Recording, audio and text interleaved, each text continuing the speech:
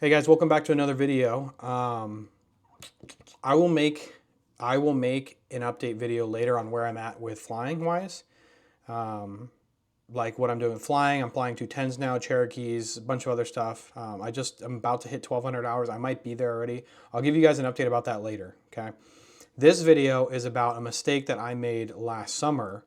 I would say it still haunts me to this day, but it really doesn't.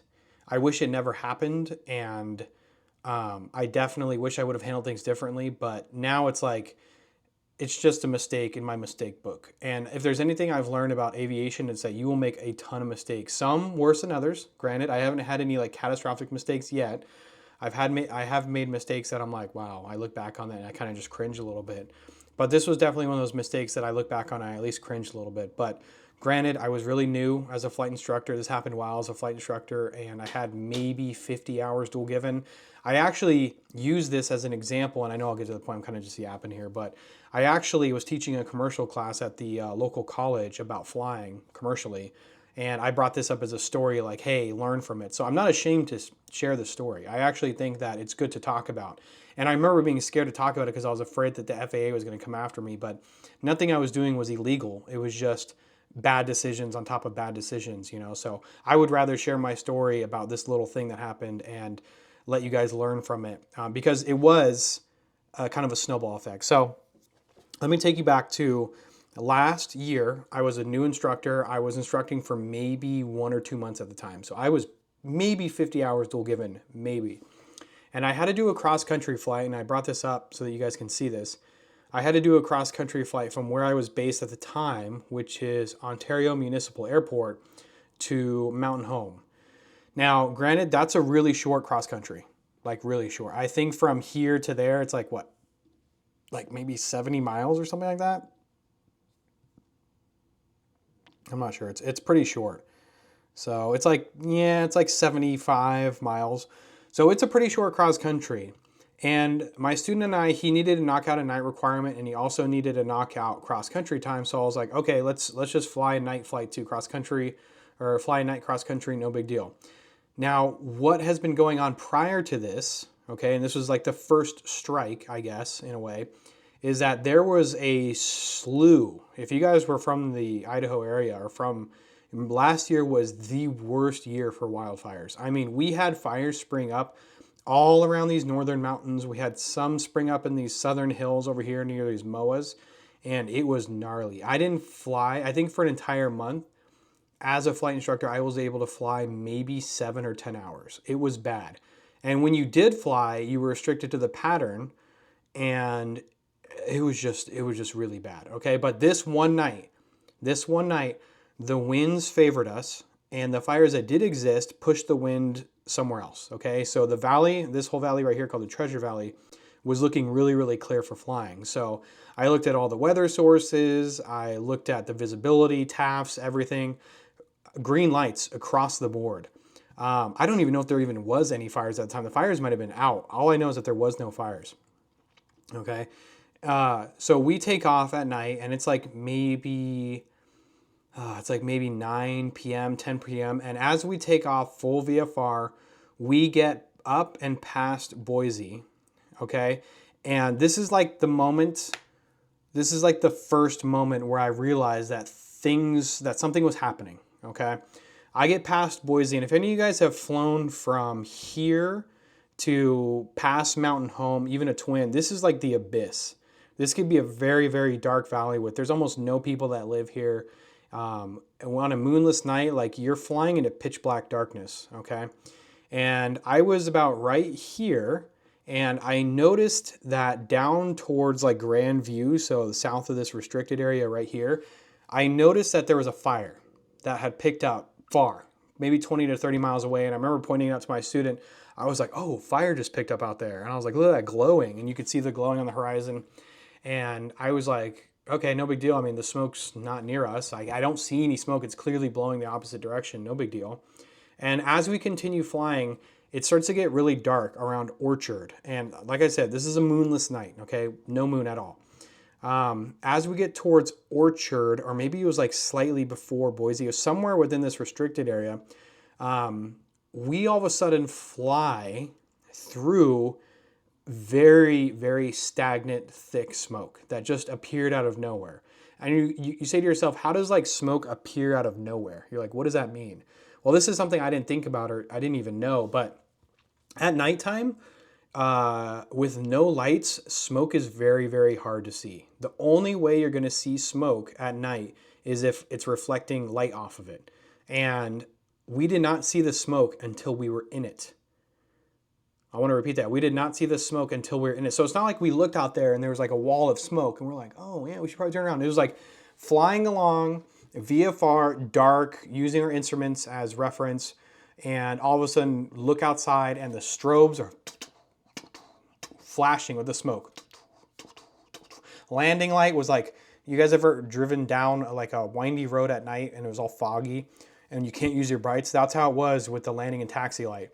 The strobe was just absolutely blinding in the smoke, okay? So navs lights, everything. So what we had to do was we were flying through the smoke and I had to make a decision right there in the smoke. I'm like, okay, well, we're still VFR because I can see reference to the ground, but then I'm like, this is when it starts to get a little bit confusing, especially as like a newer flight instructor at the time, where we were in the smoke. Okay, that was it. We were in the smoke. I started getting nervous because I was like, whoa, this is really intense. It started to get kind of hard to breathe. Okay, the eyes started watering, and now I have to make a decision.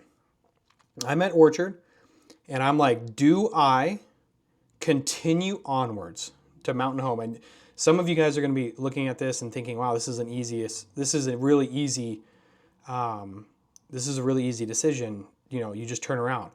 Well, mind you, when by Orchard or maybe like by P&R Field right here, by the time I get into the smoke, I'm already like really close to the airport. Okay, I am maybe 15 miles away. So I don't want to turn at this point. I can still see the ground, but when I look outside, I can't really see much at all. Okay, so the only thing that kept me and my student from getting really disorientated is, one, we were referencing the instruments, which were critical, and then two, we could still see the ground. Okay, so that's why in my mind, it wasn't like a panic mode emergency. It wasn't like freak out mode. Okay, and it wasn't even like full IFR. But looking back on it now, I would have called up Boise. I would have requested an IFR flight plan immediately, pop up IFR, and I would have shot an approach into Mountain Home, or I would have just simply taken my time and turned around. But I hesitated, and I was scared to turn around in the smoke because I did not want to get disorientated. Looking outside, you know, and kind of like looking down at the ground, making sure I could still see the ground while looking at my student who was flying, I was already getting kind of disorientated. So I made the decision to continue flying into the smoke, okay? Load an instrument approach. Mind you, I could still see the airport kind of like flashing in the distance, okay? Load an approach and shoot an approach in. So at this point I had full on controls. And I was like, my controls, we're gonna shoot an approach in. I load up an approach, and by the time the approach got loaded, which took a minute, I can't remember why. I think it was because I was splitting my scan between the instruments and programming. And I think I was also in a new plane, which was probably another strike right there. I was already really high on the glide slope, like really high. I'm talking full downward deflection. And because I was technically VFR, I just slipped it in, okay, into the approach, got on the glide slope, got it under control, and landed, okay? I was already spooked at this point. We just flew through wildfire smoke, came out of nowhere, knocked out all of the visual representations that we could have had it not been smoky, like windmill lights and stuff like that. Barely had the ground, and we landed. And then we had to make the decision. I had to make the decision where I was like, do we scratch this flight, or do we go up and do we go try this again? Okay, because now I'm thinking it's getting worse, and it is getting worse. So we're on the ground, and as we're on the ground, I'm like, oh shit, do we go back in the smoke? We're already rattled. You know, we just had 30 minutes of flying through smoke. We're already rattled. Or do we call it a night? We get a hotel, which, by the way, there's hotels there, but we could have gotten a hotel. I was like, do we get a hotel and we just call it a night, or do we have family come pick us up and just leave the plane here? Which is what probably should have happened. Okay, that's the smarter thing to do. Or I was like, do we just fly back home, okay? So we sat on the ground for like maybe 20 minutes. And as I was sitting there, you know, the visibility on the ground once we're at Mountain Home wasn't that bad. I can't remember what it was. I think it said 10 on the ground, but the problem is that as you grew or increased altitude, it got worse and worse and worse. So I'm sitting there, I'm assessing, I'm pulling up weather, you know, I'm assessing the human factors involved, like, you know, hazardous attitudes, and I'm just kind of like playing all this in my mind while racing against the clock. And that was another red flag there, is that the smoke was getting worse. The smoke was getting worse for sure. And I was like, do we leave? Do we leave? And I look back on that now, I'm like, what was the hurry? You know what I mean? It's like, what was it? Now when I get I'm 1,200 hours later, or 1,000 hours later, it's like I make a lot different decisions. I also have better planes that have autopilot, which makes a huge difference. And I'm also way less afraid to get on an IFR flight plan, as I was during the time, admittedly. But anyways, we're on the ground for about 20 minutes, and I make the decision. I'm like, okay, let's get out of here. Let's leave. So we hop up in the plane. My student, he's just full on passenger mode at this point. He's not even rated. He only has like 40 hours. So it's just all me. Okay.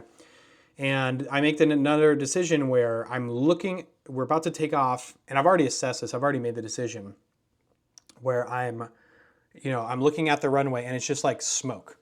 Okay. It's like, you can see all the buildings. Okay. You still have 10 statute miles visibility, I think. I can't remember.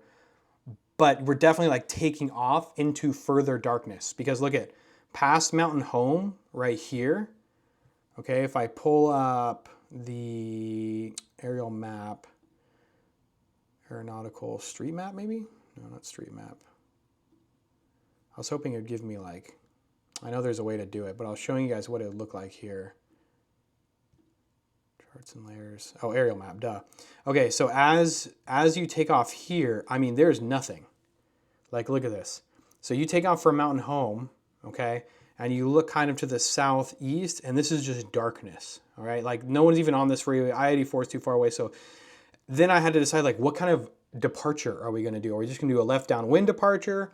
I was like, okay, let's do this. I tell my student, I was like, okay, let's do a left downwind departure, and then as we're in the downwind, we will assess the weather more closely, okay, and try to like see to Boise if we can, you know, climb to an altitude that's appropriate. And then so anyways, we climb, we're in the left downwind, and then as we're in the left downwind, I'm like not super comfortable with this situation at this point, to be honest. I'm like looking at the runway, I'm like, I can definitely see it, but it's not comfortable. Okay, I'm only like, you know, a few thousand feet in the air, and I'm trying not to make this sound like I couldn't see the runway at all, because I could definitely see the runway. It was just uncomfortable. Okay. So I make the decision to climb over the airport, because I want to see how high I can get while maintaining visibility or visual over the airport. So we climbed over the airport in the smoke like this, doing a climbing turn while looking down at the airport. And the whole time we were doing this, because I didn't want to just shoot off into the smoke again if I couldn't see the ground at 6,000 feet. So we were climbing up over the airport, and we were just taking it easy. You know, I think at this point, I don't know if I was flying or if my student, I think I was flying. And I was like, we got to about 7,000 feet, 7,500 feet. I also wanted to see if it got better at altitude, higher altitude, and it definitely got worse at altitude. So we climbed up to, I think, 6,500 feet or 7,500, I can't remember. And I looked down, I was like, okay, I can still see the airport. Let's head back. So as we're heading back, it was White-knuckle. And here's the thing. You know, this type of environment, I feel like a lot more experience, even myself, I would have flown this today and had almost no problem with it. It would have been uncomfortable, but I would have been able to do it now with my experience. But the problem is that I was still pretty green. You know, I'm pretty green now at 1,200 hours. I was definitely super green there. So I understand that most experienced people in that situation, they would have had absolutely no problem flying through that. But the problem is that I was new. I had a student with me. I was a new instructor, and I was nervous. Okay, so these are like human factors starting to come into play. So I'm like, okay, we get over the airport and we shoot it to Boise, and from Mountain Home all the way, and also we had a massive headwind too, I think, or maybe we had no wind. I can't remember. It felt like it took forever. It was a VCOA, the climb over the airport. That's what took forever. Okay, so from here to here, about 22 miles of just smoke. Okay, as we were going through this area, it was getting harder to breathe because the smoke was thick. Okay, it was making your eyes kind of water a little bit, and you just are like, you could see the ground, but you're definitely flying. You're just looking at the instruments, just make sure you're not disorientated. Okay, and this right here was like White-knuckle, 20 something miles, 22 miles of just flying through the smoke. And as I got closer to Boise, about right here, because you can't really see the lights of Boise because of these peaks right here, these mountains, like the dam, I was so happy to see those lights. Like, honestly, I was so happy to see the lights from like the beacon and like downtown, okay? So this right here was like, it felt like an hour of just flying through the smoke. It was probably more like 20 minutes, okay, maybe 30 minutes, I don't know, depending on the winds. But that right here, this climb over the airport and the takeoff, that was the whole time I was wondering if I made the right decision. And that is a really bad place to be for long periods of time in aviation, when you're wondering if you made the right decision. You should never, or very few times, should you be sitting there wondering, did I make the right decision? Especially when like a student's with you. You see what I mean? So I was just like hoping and doing my best, and I did pretty well, to be honest, and to stay calm. And I was definitely like stressed, my head cortisol spiked, but overall I was calm the entire time, really, just like for not only my sake, but for my students' sake, because I didn't want to freak them out, even though on the inside I'm kind of freaking out a little bit. Okay, so as we come over to Boise, it starts to clear up, and we're like, oh my God, yes, like we get on flight following with Boise, which we should have done sooner. I actually think I tried to pick them up, but they're very hard to pick up over here. No, I did pick them up over here. I did pick them up. But as we get over here, we can see all the lights and stuff again, and it starts clearing up, okay? But now the problem is that the smoke moved from going over here. I think the smoke was like over here somewhere. It moved over and then started moving into Boise. So now we're still kind of flying through smoke here, but it's not as bad. We fly over Caldwell, and then we fly over Nisa, and then we shoot an approach in. Now, this is what happened on the approach in. So it finally starts to clear up over Kono. We're out of the smoke now, and mind you, the whole plane, the shirts smell like wildfire. It smells like we just went camping. I'm not even kidding. It smells like we just went camping. The whole plane smells like smoke. I had a stuffy nose because the smoke irritated my nose. Okay, and we were shooting an approach into runway 33, or we're just on final. I don't think we're even on approach. I'm not even kidding. I got hit to this day by the worst wind shear I have ever got in my life. Mind you, it was an extremely calm night, like dead calm. Okay, that's why the smoke was like very looming. It was probably like a low pressure system or a high pressure system, just very stagnant, kind of like inversion-y. And as we were on about a 3-mile final, we got hit by wind shear so bad, I literally thought we hit another airplane. I literally thought we hit another airplane or hit something like a pole, because you're flying along. Okay, I don't know if you guys have ever encountered wind shear before, but we're flying along. All of a sudden, there's doom. Controls, I'm not even joking. My hands were on the controls, got taken out of my hands. Okay, literally threw me back like that, launched me up out of my seat, and the whole plane just starts shaking like an elevator just came off and is like barely hanging on. Okay, and at this point, there's not much I can do. I immediately recognize that we are in wind shear condition, sudden rapid change of wind direction and speed. The plane pretty much feels as though it is very unresponsive to flight controls. Very unresponsive flight controls. I don't know how long this lasted.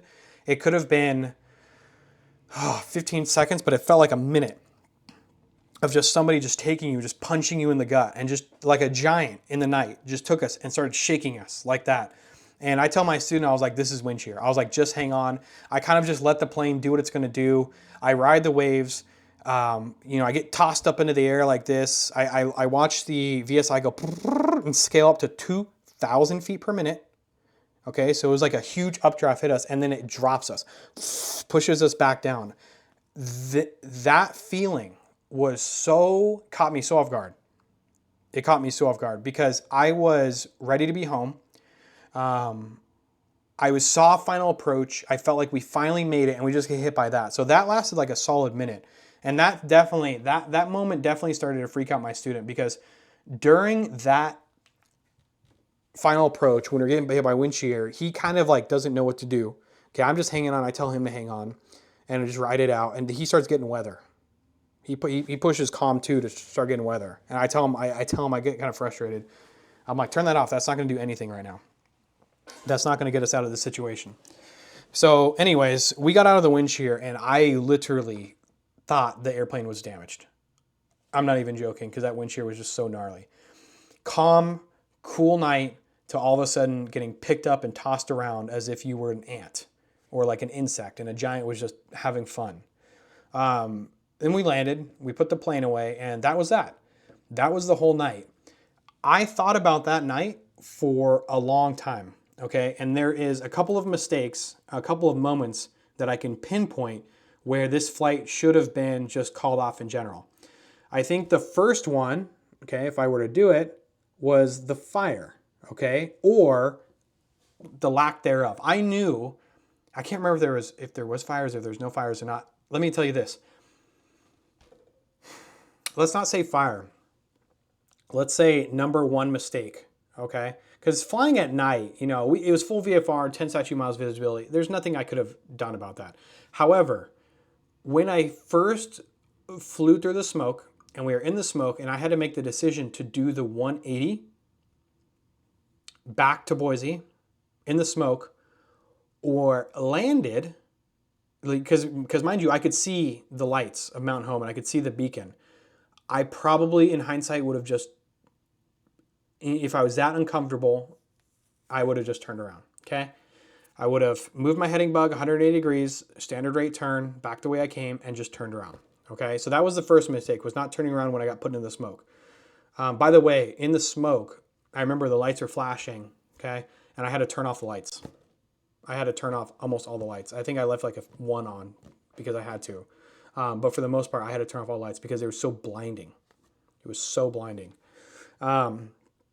Okay, so number two was when we were at Mountain Home, which was U-76, okay, I asked myself, do we leave or do we stay? In hindsight, if I'm in that situation where I'm pushing my personal minimums and I'm that nervous and I'm that scared, I wasn't even scared, like just hesitant and just like put in a bad position. I felt pressured. That's the way to describe it, like constantly pressured.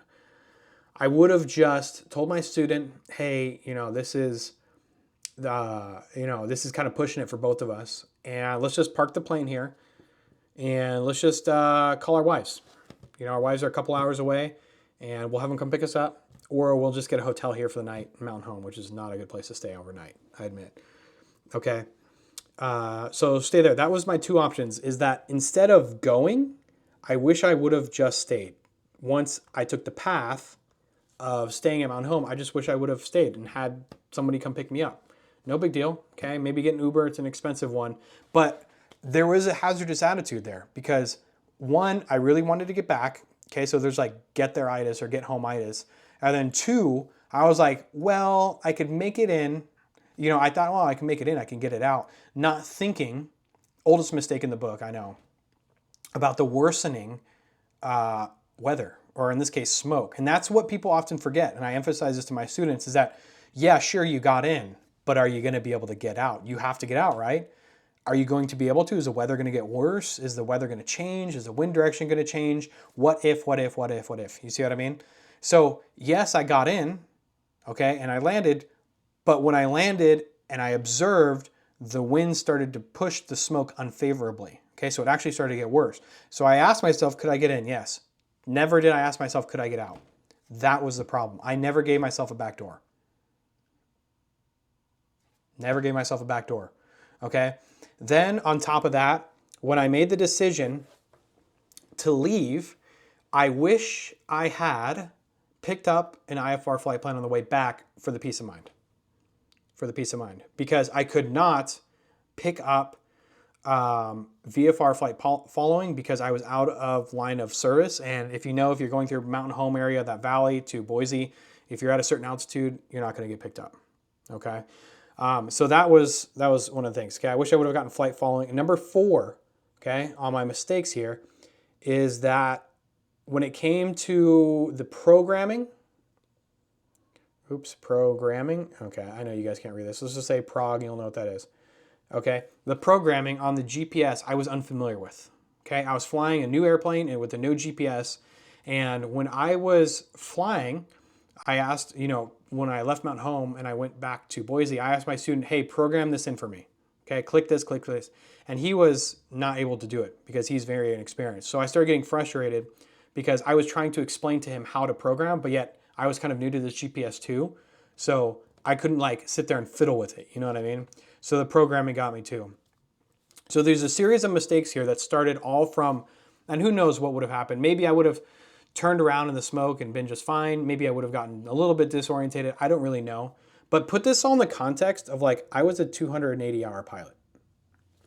Really. Because if you find yourself listening to this, like, oh, this is so easy, just turn around. You know, just turn around. Okay, oh, yeah, just leave and smoke. You guys still got full VFR? Okay, you can see the airport? No problem. Just continue. Just trust your instruments. Put that in the context of I was new and I had a student with me. Yes, of course, if I was in that situation now, I would have done things a lot differently. And if I was in that same exact situation, I would have handled it a lot better. But this was a big deal. And the whole time I was in the smoke, I was hoping and praying that it didn't get even worse. And that's a terrible place to be when you're hoping and praying in a flight. Okay? So that was one of the mistakes. And that was a story about how I got myself in a very uncomfortable position that I'm pretty lucky that it didn't get worse, to be honest. Like smoke, wildfire smoke at night? Are you kidding me? That is a gnarly place to be. Nose stuffed up, your eyes are kind of watery, it's hard to breathe. The whole plane smelled like s'mores the next day, literally like a wildfire. I think someone actually made a comment on it. But yeah, that's one of the mistakes that I look back on. I'm like, what was I thinking? You know what I mean? And you realize you're not immune to making mistakes and having hazardous attitudes and thinking that you're going to be fine. You see what I mean? And I caught myself saying, and that's why I actually made a video later, oh, that's probably fine. Yeah, the smoke's probably fine. Yeah, I can see the ground. It's okay. It's probably fine. Probably not. You see what I mean? So, yeah. And I considered myself, and I still consider myself to be a very safe, a very not risk averse, because there's always a certain amount of risk that you need to accept when it comes to flying. Like let's be honest. But I consider myself very good at risk management. And here I am. I actually prided myself on it. And here I am getting ready to be a thumbnail on Pilot Debrief or Blanco Lirio. You see what I mean? So don't think yourself immune. And I didn't think myself immune. I just got caught off guard. And I let things snowball a little bit. Okay. But yeah, that's my story on this mistake that I made, and take whatever lessons from it that you want. Maybe you took no lessons. Maybe you just found it amusing. Maybe you're not a pilot. But yeah, at night in the smoke with no moon, not a place you want to be. In a plane that you're unfamiliar with a new student who can barely help you. Okay. So that's what I learned. And I'm not afraid to, I've actually told this story a few times. I'm not afraid to admit my mistakes. I actually think that it's good to acknowledge those mistakes, because I know a lot of people who make bad mistakes and refuse to acknowledge it. I like to learn from my mistakes, and I like to share those mistakes with other people, even if it's embarrassing, even if people don't think it's that big of a deal. Okay, oh, it's no big deal. You could just turn around. Yep, context, 280 hours, pretty new, right? And 280 hours is pretty new. But yeah, anyways, I hope you guys enjoyed the video. Yeah, that's all I wanted to say. I think I just wanted to share that story. I think it would help people. Okay. And if anything, it's entertaining too. It really is. Okay. So I'll see you guys for the next one. And don't forget to like and subscribe. And I'll make another video here soon about what I've been doing with some private instruction stuff. Okay.